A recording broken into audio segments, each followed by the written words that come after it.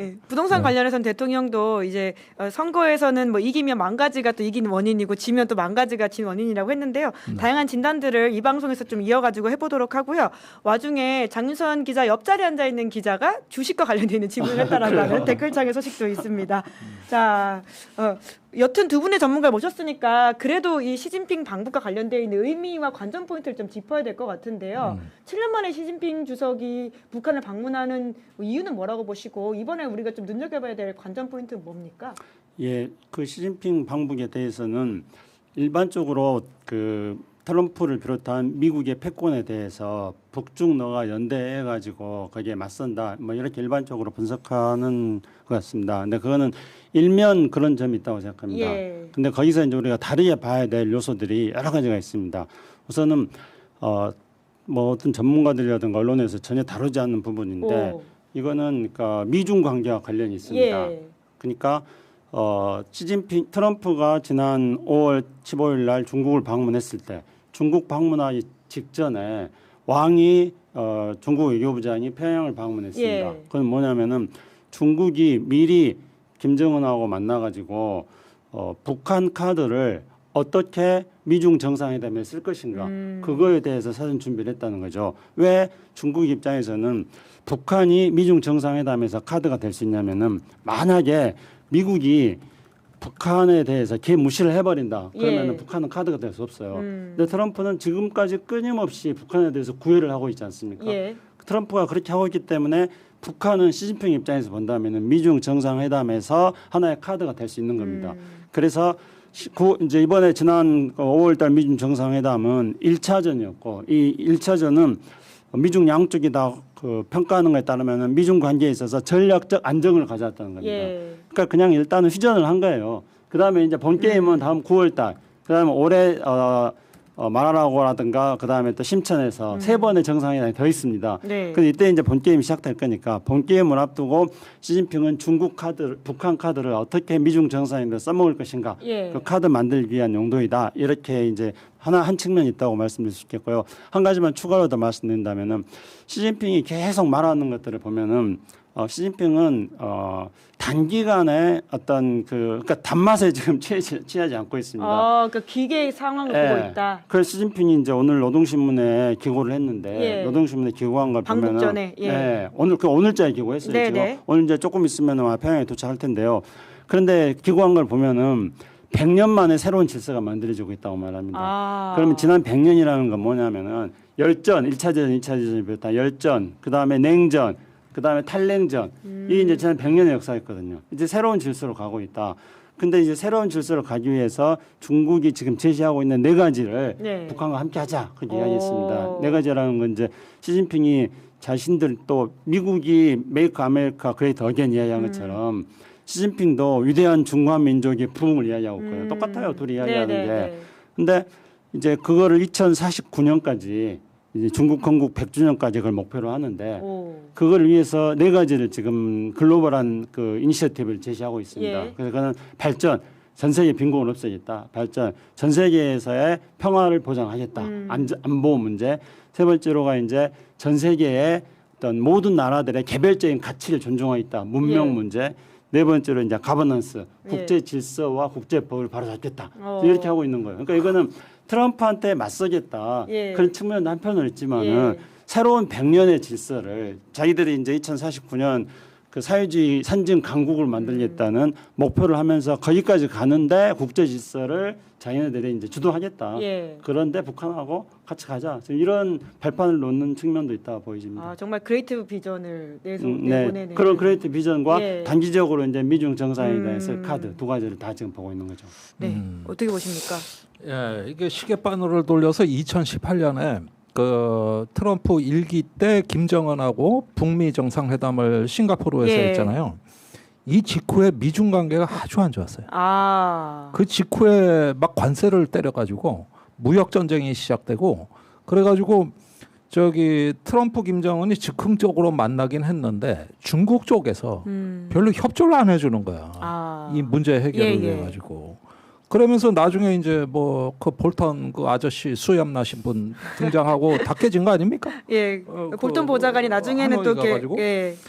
그때는 통합된 전략이 없이 다 제각각이었어요. 미중 미국이요? 관계 따로, 예. 그다음에 북미 관계 따로, 그러다가 남북 관계가 좀 많이 나갔는데 그나마도 나중엔 북한에서 그것도 못마땅해 했다고. 너무 문재인 대통령이 개입을 많이 하고 있다.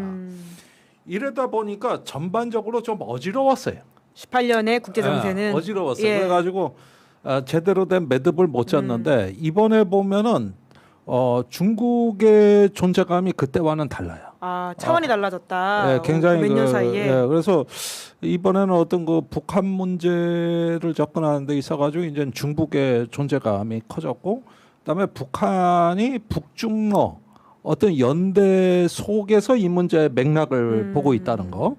그래서 북미 관계가 자체로 독립적인 변수가 아니고 예. 북중러 이렇게 어떤 그 전반적인 공조 체제하에서 그래서 진영이 상당히 짜임새가 있어 보여요. 우리 진짜 어떻게 해야 됩니까? 한국에 나아갈 방향이 아니 그런데 진짜 오히려 이게 예. 막 그냥 도처에서 막 돌발 뉴스가 터지고 어지럽던 거에 비해서는 또 다른 하나의 어떤 관리적으로 할 수 있는 부분들이 있다. 그렇죠. 그다음에 이재명 정부가 이제 균형 외교를 하고 있기 때문에 네네. 이런 점에서는 오히려 그러고 또 미국이 많이 작아졌기 때문에 그때 저 1기 때 비해서는 상당히 작아진 미국입니다. 그래서 모처럼 한번 새로운 판을 한번 경영을 해볼 수 있겠다.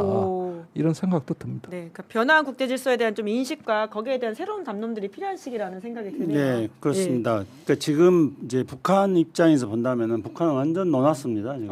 북한은 놓았다. 그렇죠. 북한 입장에서 보면은 우크라이나 파병해가지고 예, 러시아의 관계가 관계도 좋아지고 많은 군사 지원을 지금 받고 있죠. 그다음에 지금 트럼프가 계속 북한한테 구애를 하고 있죠.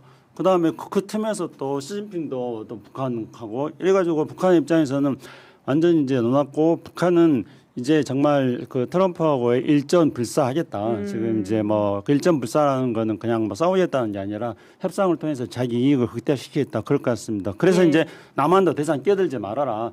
남한 니네들이 그 동안에 뭐 해줘봐야 별것 없었다. 우리는 이제 미국으로부터 더 많은 거 얻어내겠다. 지금 이러는 것 같아요. 이런 상황에서 우리가 어떻게 해야 될 것인가 정말 이제 어려운 문제인데요. 금방 우리 말씀하신 것처럼 김은지 기자님께서 말씀하신 것처럼 그동안과는 판이 달라졌다. 그래서 김대중 대통령부터 시작했던 햇볕 정책 그대로 적용할 수 없다. 우리 새로운 사고가 필요하다는 겁니다. 근데 예를 들어서 이제 이렇게 비유해 볼 수 있겠는데요. 저하고 김종대 의원하고는 굉장히 오랜 관계인데 갑자기 김종대 의원이 저한테 절별을 쓰는 이제 너 필요 없다 이러는 거예요. 어머나. 이러면 제가 야 나 너 좋아. 너랑 나랑 옛날에도 친했잖아. 계속 그렇게 하면 이거 스토킹이 되는 거잖아요. 그러니까 스토킹하면 싫어하겠죠. 도망가겠죠. 범죄긴 합니다. 스토킹은 그렇죠. 범죄잖아요. 스토킹은 범죄고. 예. 근데 이제 제가 또 그래? 형 그럼 보지 마. 이러면 또 김정은 의원이 또 쟤 내가 보지 말자 그랬다고 세게 또 나가네. 세게 나가네. 과거에 그럼 나랑 친하게 지냈던 건 뭐야? 이러면서 또 사고 낼 거 아니에요. 그러니까 범죄 행위인 스토킹 하지 말고요. 그 다음에 또 너무 개무시하지 말고 이게 이제 어려운 점이 있는데 그랬을 때 우리가 할 수 있는 하나의 어떤 모범적인 양상이 지난번 수원에 있었던 여자 축구라고 생각합니다. 네. 그건 북한에서 뭐냐면, 와가지고 그렇죠. 예. 그건 아시아 축구 협회에서 주관하는 아시아 축구 협회라는 글로벌한 플랫폼에서 여자 축구 경기라는 보편적 아젠다를 가지고 남북이 만난 거거든요. 그러니까 당분간은 우리가 너무나 이렇게 막 열정을 가지고 옛날 방식으로 남북관계 남북 화해를 당장 이루어야 된다. 남북 교류하자. 이런 생각을 조금 접어놓고요. 국제적인 어떤 플랫폼 속에서 글로벌한 아젠다를 가지고 남과북이 만나는 것 저는 그런 것들을 얼마든지 많이 만들어 나갈 수 있다고 생각합니다. 근데 정동영 장관은 조금 옛날 생각을 너무 많이 하시는 듯한 느낌이 두 분이 옛날에 이런 업적이 많이 있습니다. 하지만 또 따가운 이야기를 해주셔야 되니까. 거기에다가 지금 저기 또 많이 변한 게 뭐냐면 누구도 북한 비핵화를 얘기 안 하고 있다는 것도 그 정말 상황이 많이 바뀌었죠. 이번에, 아니 미국의 국가안보 전략서에 빠졌어요. 그다음에 중국의 안보 백서가 나왔는데 거기서도 빠졌어요. 네. 이제는 미중이 다 러시아 말할 것도 없고 북한의 어떤 핵무기를 기정사실화하고 있다는 건데 지금 트럼프 같은 경우도 사실 그런 면에서는 엄청나게 많이 나간 거거든. 그러니까 변화한 국제 질서에 따른 새로운 아이디어와 그리고 네. 뭐 그럼에도 불구하고 바뀌지 않는 기본에 대한 고민들이 적절히 좀 필요한 상황인 네, 것 같긴 맞습니다. 합니다. 근데 이번에 이제 예. 시진핑 가면은 김정은도 말한 북한 핵 문제가 과연 어떻게 될지 굉장히 관심을 가지고 봐야 될 주제입니다. 네. 그러니까 작년에 그 북한의 11월 달에 나왔던 안보 백서에서도 핵 문제 다루지 않았고 미국도 마찬가지고 김정은 의원 말씀처럼요.